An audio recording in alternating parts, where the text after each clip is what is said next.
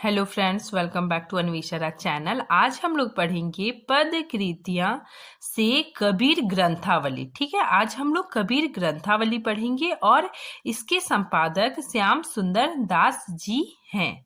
ठीक है, सबसे पहले हम लोग कबीर दास के जीवन परिचय के बारे में देखते हैं। ठीक है, देखिए कबीर दास का जीवन परिचय। सर्वमान मत के अनुसार कबीर दास का जन्म विक्रमी संवत 1455 माना जाता है। ठीक है, अगर हम इसको ईस्वी में चेंज करेंगे तो इसमें 57 माइनस करेंगे। ठीक है, तो जो निकलेगा वो ईस्वी सन में निकल जाता है। ठीक है, तो 1398। ठीक है, तो इनका जन्म 1398 ईस्वी माना जाता है। ठीक है, ये जो 1398 जो डेट है ये सर्वमान मत के अनुसार है। ठीक है, क्योंकि इनके जन्म को लेकर विद्वानों में बहुत ही ज्यादा मतभेद है। ठीक है, तो ये जो डेट है ये सर्वमान मत के अनुसार है। ठीक है, इनका जन्म सोमवार दिन जेठ मास पूर्णिमा के दिन कबीर दास का जन्म हुआ। ठीक है, और इनका जन्म स्थान काशी है। ठीक है, और इनके गुरु का नाम रामानंद, इनके पिता का नाम नीरू, ठीक है, माता का नाम नीमा। ठीक है, तो इनके माता पिता क्या थे? जुलाहा। ठीक है, जुलाहा दंपति थे। ठीक है, और कबीर दास की पत्नी का नाम लोई। ठीक है, और कबीर दास के पुत्र का नाम कमाल और पुत्री का नाम कमाली था। ठीक है, और कबीर दास की मृत्यु विक्रमी संवत 1675 में हुआ। ठीक है, अगर हम इसको ईस्वी में देखेंगे तो 1518 ईस्वी मगहर। ठीक है, मगहर ये काशी के निकट एक स्थान है मगहर, वहां पे इनकी मृत्यु हुई। ठीक है, एक लोक श्रुति के अनुसार कबीर का जन्म एक विधवा ब्राह्मणी के गर्भ से हुआ। ठीक है, मतलब ऐसा माना जाता है कि कबीर का जन्म एक विधवा ब्राह्मणी के गर्भ से हुआ। ठीक है, जिसने लोक लाज के भय से बालक कबीर को काशी के लहर तारा, ये याद रखिएगा आप लोग, लहर तारा नामक तालाब के किनारे छोड़ दिया। ठीक है, तो जो विधवा ब्राह्मणी थी उसने क्या किया? बालक कबीर को काशी के लहर तारा नामक तालाब में छोड़ दिया। ठीक है, जहां से संतानहीन नीरू नीमा, ठीक है, ये नीरू नीमा क्या थे? संतानहीन थे। ठीक है, इसका कोई भी मतलब बच्चा नहीं था। ठीक है, तो ये संतानहीन थे। ठीक है, तो नीरू नीमा दंपति ने इन्हें प्राप्त किया। ठीक है, कबीरदास को प्राप्त किया और इनका पालन पोषण किया। ठीक, अब हम लोग देखेंगे कृति परिचय। बीजक के 3 भाग है। ठीक है, बीजक इनकी जो रचना है इसके 3 भाग है। ठीक है, कौन कौन? साखी, सबद और रमेनी। ठीक है, सबसे पहले हम लोग साखी के बारे में पढ़ेंगे। ठीक है, तो साखी में क्या है? दोहे या साखियां। ठीक है, और इन दोहों में शिक्षा और सिद्धांत के उपदेश दिए गए हैं। ठीक है, और कबीर दास की भाषा साधुकड़ी भाषा है। ठीक है, मतलब साधु संत के साथ रहने से इनकी जो भाषा हो गई उसे हम लोग बोलते हैं साधुकड़ी भाषा। ठीक है, तो कबीर दास की भाषा कैसी थी? साधुकड़ी। ठीक है, फिर आगे देखिए, कबीर के साखियों में 59 अंग है। ठीक है, तो कबीर का जो साखियां है उसमें 59 अंग है और 59 अंगों में इसे विभाजित किया गया है। प्रथम अंग में गुरुदेव को अंग। ठीक है, गुरुदेव को अंग प्रथम अंग में है। ठीक है, अंतिम अंग में अविहड़ को अंग। ठीक है, और ये अविहड़ को अंग है, इसमें परम तत्व के स्वरूप का वर्णन किया गया है। ठीक है, और इसमें गुरुदेव के अंग में गुरुदेव की महिमा के बारे में बताया गया है। ठीक है, गुरुदेव की महिमा का वर्णन किया गया है। अब साखी का अर्थ क्या होता है? साक्षी। ठीक है, साक्षी का मतलब ऐसा व्यक्ति जिसने घटनाओं को देखा हो। ठीक है, मतलब ऐसा व्यक्ति जिसने घटनाओं को प्रत्यक्ष रूप से देखा हो। ठीक है, वो क्या कहलाता है? साक्षी। कबीर की साखियां अनुभव से अनुप्राणित हैं।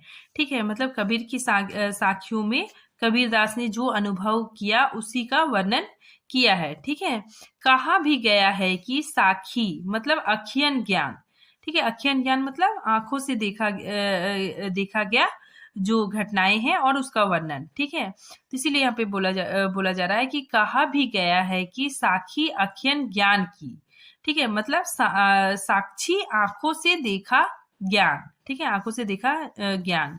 कबीर ने अपनी साखियों में जीवन और प्रेम का व्यवहारिक अनुभव व्यक्त किया है। ठीक है, तो कबीर दास ने अपने जीवन, ठीक है, जीवन और प्रेम का व्यवहारिक अनुभव व्यक्त किया है। ठीक है, आगे देखिए, संकलित साखियों की संख्या 809 के आसपास मानी जाती है। ठीक है, मतलब साखियों की संख्या कितनी है? 809। ठीक है, इस पुस्तक में 809 साखी है। ठीक है, नेक्स्ट हम लोग पढ़ेंगे सबद। सबद, ठीक है, सबद शब्द का तद्भव है। ठीक है, ये जो शब्द है इसका तद्भव सबद है। ठीक है, इसलिए यहाँ पे बोला जा रहा है कि सबद शब्द का तद्भव है। ये गय पद है। गय पद मतलब जिसको गाया जा सके। ठीक है, जो अनेक शास्त्रीय रागों पर आधारित है।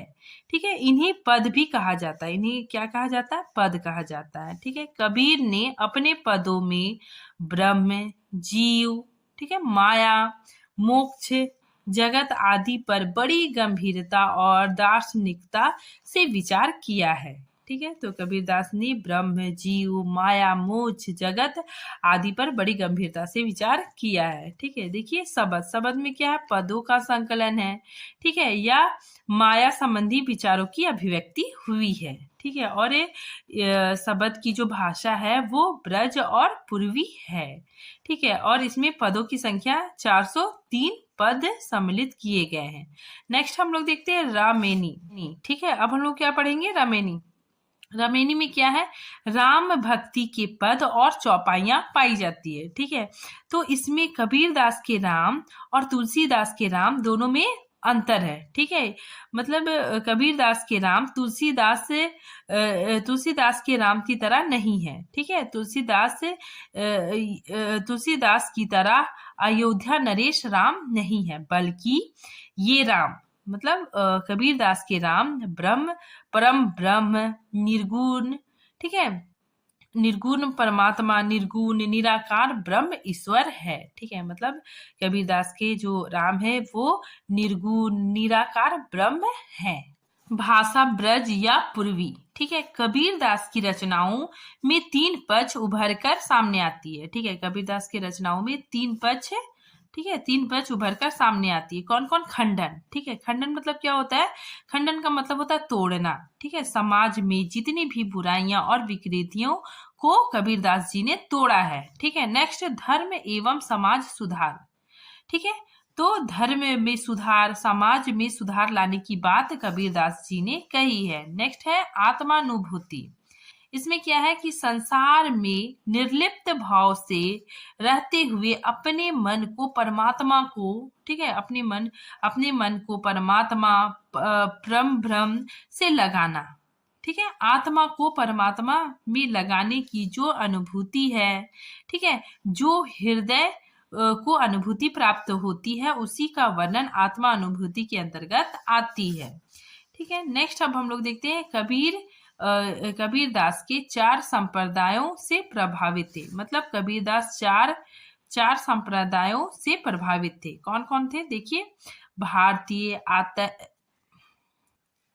कबीर 4 संप्रदायों से प्रभावित रहे। ठीक है, पहला भारतीय अद्वैत वेदांत दर्शन, दूसरा सिद्धनाथ पंथ एवं हष्ट योगी साधन।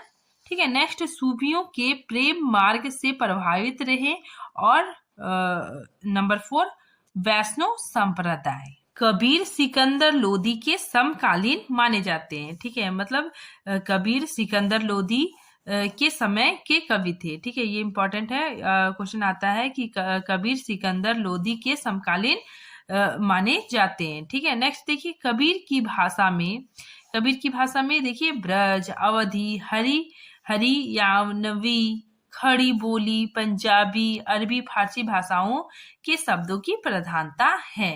ठीक है, आज आगे देखिए, आचार्य रामचंद्र शुक्ल ने इनकी भाषा को सर्वप्रथम, ठीक है, सबसे पहले साधुकड़ी कहा था। ठीक है, साधुकड़ी मतलब क्या होता है? साधुओं की भाषा।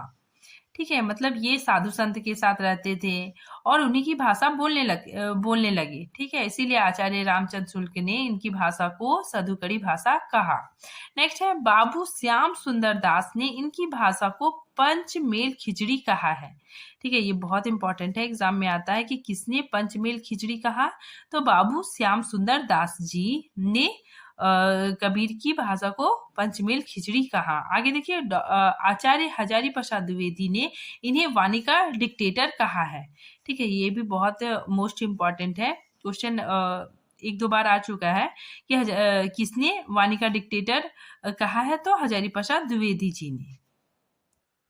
अब देखिए, कबीर भक्ति काल के निर्गुण काव्य धारा के अंतर्गत संत काव्य धारा के प्रवर्तक माने जाते हैं। ठीक है, तो निर्गुण काव्य धारा के प्रवर्तक कबीर माने जाते हैं। आगे देखिए, डॉक्टर नगेंद्र ने लिखा है कि कबीर द्वारा रचित कुल 63 रचनाओं का उल्लेख मिलता है। ठीक है, मतलब कबीर द्वारा रचित 63 रचनाओं का उल्लेख मिलता है। ठीक है, उनमें केवल 43 रचनाएं ही उपलब्ध होकर प्रकाशित हो पाई है। ठीक है, तो उसमें 43 रचनाएं ही उपलब्ध होकर प्रकाशित हुई है। ठीक है, आगे देखिए, 1464 ईस्वी में कबीर के शिष्य, ठीक है, धर्मदास ने उनकी रचनाओं का संकलन बीजक नामक ग्रंथ में किया। ठीक है, तो ये बहुत इंपॉर्टेंट है कि कबीर के जो शिष्य थे धर्मदास जी ने इनकी रचनाओं को बीजक नामक ग्रंथ में संकलित किया। आगे देखिए, बोली हमारी पूर्वी कि हमें लखी नहीं कोई। ठीक है, तो ये खुद कबीरदास बोलते हैं। ठीक है, कि कबीरदास ने अपनी भाषा के बारे में कहा है कि हमारी बोली, ठीक है, कबीरदास खुद बोलते हैं कि हमारी बोली पूरब की है। ठीक है, और पूरब का मतलब अवधी और बिहारी दोनों का मिला जुला मिश्रण। ठीक है, बिहारी के बिहारी के काफी शब्द मिलते हैं। ठीक है, और अवधि के भी शब्द मिलते हैं। उन्होंने स्वतः स्वीकार किया है कि उनकी बोली मूलतः पूर्वी बोली है। सिकंदर द्वारा जो अत्याचार किए गए उनका वर्णन आनंद दास कृत कबीर परचाई में मिलता है। ठीक है, तो सिकंदर लोदी ने जो अत्याचार किए, ठीक है, उसका वर्णन आनंद दास कृत, ठीक है, कबीर परचाई में मिलता है। आगे देखिए, कबीर ग्रंथावली। ठीक है, कबीर ग्रंथावली में जो साखी है वो 5 अंक के है। ठीक है, और उसमें 10 पद हैं। ठीक है, देखिए इसमें 5 कौन कौन है? गुरुदेव को अंग, ठीक है, नेक्स्ट सुमिरन को अंग, को अंग, ज्ञान विराह के अंग, नेक्स्ट पर्चा के अंग। ठीक है, कबीर दास मूलतः रहस्यवादी कवि हैं। अब हम लोग देखते हैं मोस्ट इम्पॉर्टेंट क्वेश्चंस। ठीक है, देखिए, कबीर ग्रंथावली का संपादन किसने किया? तो श्यामदास ने। ठीक है, नेक्स्ट श्याम सुंदर दास ने कबीर ग्रंथावली का प्रकाशन वर्ष कब है? 1928 ईस्वी में। नेक्स्ट देखिए, कबीर ग्रंथावली की रचना कब हुई? 1504 ईस्वी में। नंबर 4, नागरी प्रचारिणी सभा द्वारा प्रकाशित के संपादक कौन है? श्याम सुंदर दास। ठीक है, आगे देखिए, कबीर दास ने किस राम का गुणगान अपने काव्य में किया? ठीक है, तो कबीर दास ने किस राम का गुणगान अपने काव्य में किया? तो निर्गुण राम को। ठीक है, नेक्स्ट देखिए, साखी शब्द का तात्पर्य क्या होता है? देखिए, साखी शब्द का तात्पर्य क्या होता है? साक्षी। ठीक है, गवाही या फिर साक्षी। नेक्स्ट देखिए, कबीर को गुरु महिमा का भाव किस परंपरा से प्राप्त होता है? तो सिद्धों से। नेक्स्ट, कबीर की साखी में कितने अंग है? ठीक है, कबीर की साखी में कितने अंग है? तो 59। नंबर 9 देखिए, कबीर की साखी में कुल साखियां दोहों की संख्या कितनी है? मतलब कुल साखियों की दोहों की संख्या कितनी है? 809। ठीक है, गुरुदेव को अंग किस कर्म की साखी है? ठीक है, तो इसमें क्या है? प्रथम अंग। ठीक है, नेक्स्ट देखिए, सुमिरन को अंग किस कर्म की शाखा है? तो दूसरी। नेक्स्ट देखिए, सुमिरन को अंग में कितनी साखियां हैं? तो 32। आगे देखिए, कबीर की रचनाएं किस प्रकार के काव्य हैं? तो मुक्तक। नेक्स्ट, कबीर के काव्य का सबसे प्रधान स्वर क्या है? मतलब कबीर के काव्य का सबसे प्रधान, सबसे इंपॉर्टेंट स्वर क्या है? तो सामाजिक चेतना। नेक्स्ट, कबीर ग्रंथावली में गुरु को अंग में कबीर द्वारा अंत व्यंजित है। ठीक है, मतलब गुरुदेव को अंग में किसका वर्णन है? तो गुरु की महत्ता का वर्णन है। कबीर ने सच्चा वीर किसे लक्ष्य किया है? ठीक है, मतलब कबीर ने सच्चा वीर किसे कहा है? तो गुरु को। कबीर बीजक में साखियों की संख्या कितनी है? तो 353। नेक्स्ट, कबीर की परछाई के लेखक। ठीक है, अभी मैंने बताया पीछे, कबीर की परछाई के लेखक कौन है? आनंद दास। नेक्स्ट, सिकंदर लोदी ने किसके कहने पर कबीर को जंजीरों से बांधकर गंगा में डुबोया था?